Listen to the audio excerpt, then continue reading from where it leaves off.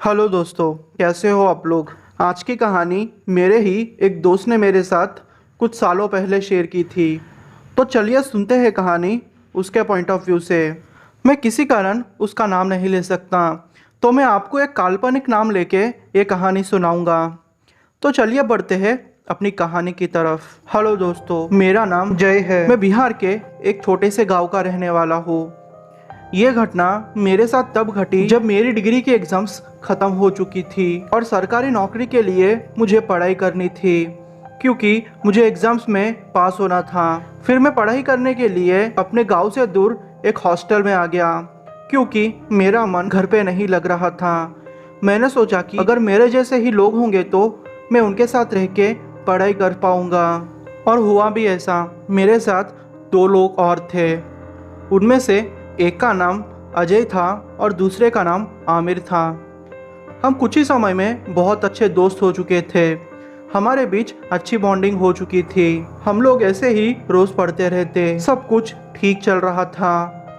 पर पता नहीं अजय की तबीयत एकदम से खराब हो गई। वो बोल रहा था कि उसे कुछ चीज़ें दिखाई देती है। जाहिर सी बात है, हम लोगों ने उस पर भरोसा नहीं किया। और आमिर भी हमें बोलता था कि यार यहाँ कुछ तो गड़बड़ है। पर फिर भी मैं उन दोनों की बात नहीं मानता। जब अजय की तबीयत इतनी बिगड़ी तो हम लोगों ने अजय को फिर हॉस्पिटल में एडमिट किया। डॉक्टर ने बोला कि फूड पॉइजनिंग की वजह से उसकी तबीयत खराब हो गई है। फिर मैंने उन दोनों से कहा, देखा ना, कुछ भी नहीं है, यह सिर्फ फूड पॉइजनिंग की वजह से हुआ है, बाकी तुम लोग की तबीयत बहुत ठीक है। हम लोग की रूम कोने में थी और बाहर निकल के पूरा खाली रास्ता था, क्योंकि हमारी हॉस्टल शहर से थोड़ा दूर थी। वैसे तो सब कुछ ठीक ही था। एक दिन की बात है, मुझे अचानक से बाथरूम जाने की ज़रूरत महसूस हुई। बाथरूम भी दूसरे साइड में था। तो मैं उठ के फिर अपना काम पूरा किया और फिर वापस आने लगा। जैसे ही वापस आने लगा, मुझे किसी के कदमों की आवाज़ सुनाई दी। मैंने सोचा कि कोई दूसरा हॉस्टल वाला होगा, इसलिए ज़्यादा सोचे बिना मैं अपने रूम की तरफ बढ़ने लगा। पर अचानक से मुझे किसी औरत के घुंघरू की आवाज़ सुनाई दी।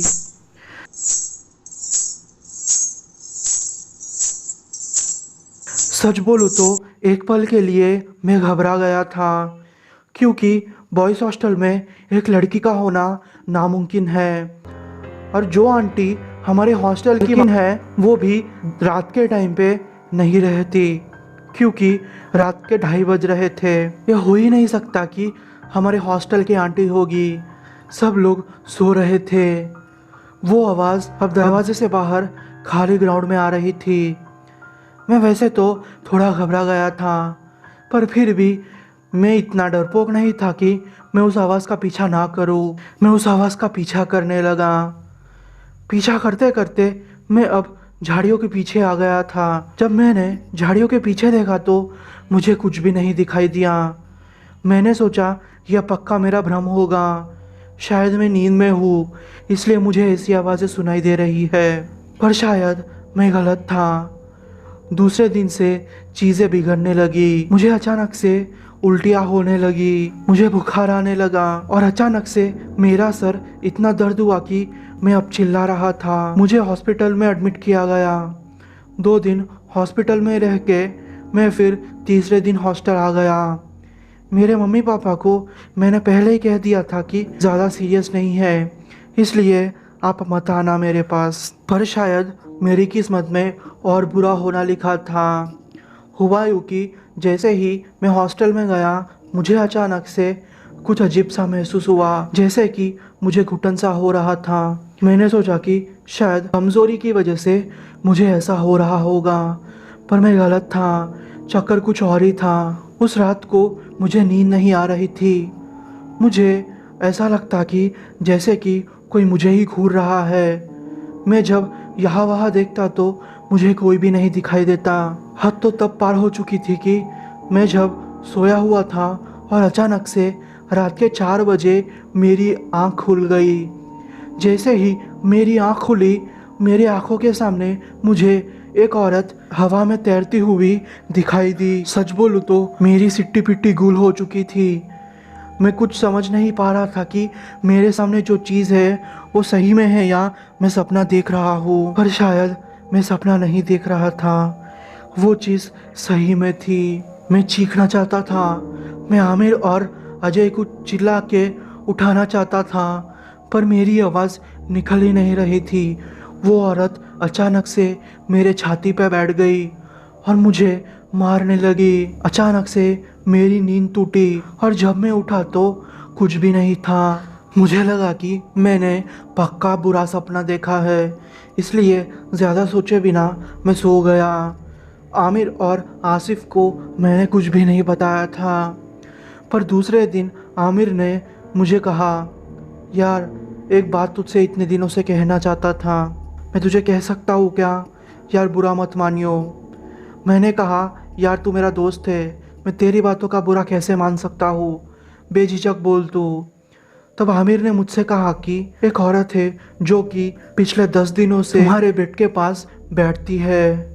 वो औरत तकरीबन 1 या 2 बजे आती है और 3 या 4 बजे तक वो औरत तुम्हारे बेड के पास ही बैठी रहती है। इसलिए मैंने बीच का बेड छोड़ के दूसरे कोने के बेड में चले गया हूँ, क्योंकि वो औरत बहुत डरावनी है। जब भी मैं आंखें खोल के उसे देखने की कोशिश करता, वो मुझे घूर के देखती। की वजह से मुझे नींद भी नहीं ठीक से आती। पर क्या करता, मैं चिल्लाना चाहता तो भी मैं चिल्ला नहीं सकता। पर जब मैं आयतुल कुर्सी पढ़ता तो वो औरत गायब हो जाती। मुझे लगता कि ये पक्का मेरा सपना है, क्योंकि अजय ने भी इसके बारे में बहुत कहा था और मुझे हॉरर स्टोरीज देखने की भी आदत है। इसीलिए मैंने सोचा यह पक्का मेरा भ्रम होगा, इसलिए मैंने नहीं कहा।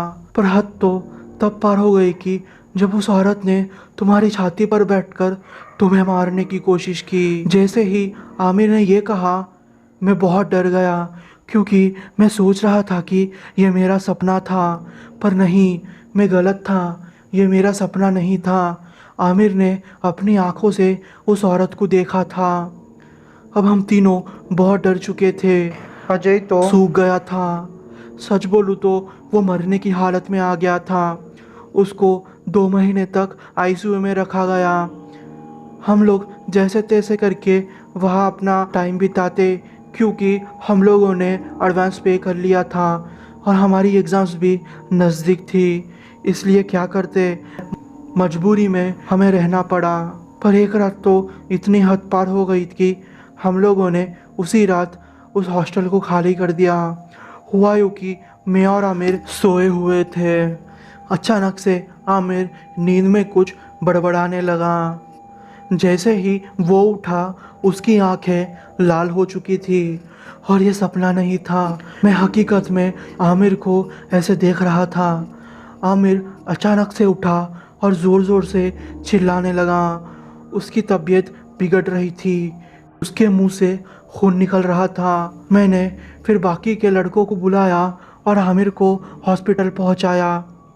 हॉस्पिटल पहुंचाया तो डॉक्टर ने कहा कि आमिर अब सीरियस स्टेज पे है, शायद उसके बचने के चांसेस बहुत कम है। मैं रो रहा था, क्योंकि मेरे आंखों के सामने मेरा दोस्त मरने वाला था। मुझे समझ में नहीं आ रहा था कि मैं क्या करूं। मैंने फिर भगवान से प्रे किया। मैंने फिर आमिर को वहीं छोड़ के अपने घर पे फ़ोन किया। मेरे घर वालों को पहले तो ये सब सुन के बहुत बुरा लगा, क्योंकि इतने टाइम से हम लोगों ने ये सारी बातें उनसे छुपाई थी। मेरे पापा फिर 5-6 घंटे में मेरे पास आ गए और उन्होंने एक काला धागा लिया और आमिर के हाथ पे बांध दिया। तब जाके आमिर की हालत ठीक हो पाई। सच बोलूँ तो मैं बहुत डर चुका था। फिर हम लोगों ने एक बाबा से दिखाया तो बाबा ने कहा कि वो औरत पिछले 15 सालों से वही हॉस्टल में है, क्योंकि जब हॉस्टल बनी थी तो जो औरत वहाँ रहती थी उसे अच्छा नहीं लगा, इसलिए उसकी कब्र के नीचे जो भी रूम बनी थी उस रूम वालों को वो औरत सताती थी। इसलिए तुम लोगों को कम भाड़े में मिल गई, वरना उस इलाके में इतने कम दाम में हॉस्टल मिलना बहुत मुश्किल है। उसने तुम्हारे दोस्त को पहले ही वार्निंग दी थी, पर तुम लोगों ने उसकी वार्निंग समझी नहीं, इसलिए उस औरत ने तुम सबको सताना शुरू कर दिया। अच्छा हुआ तुम्हारा दोस्त बच गया, वरना उसकी मौत पक्की थी, क्योंकि वो औरत ने मन बना लिया था कि वो औरत आमिर को उसके साथ ले जाएगी, क्योंकि उस औरत का बेटा आमिर की उम्र का था और आमिर के जैसा ही लगता था। इसलिए वो आमिर को अपने साथ लेके जाना चाहती थी। गनीमत है कि तुम लोग बच गए, वरना तुम लोग मारे जाते।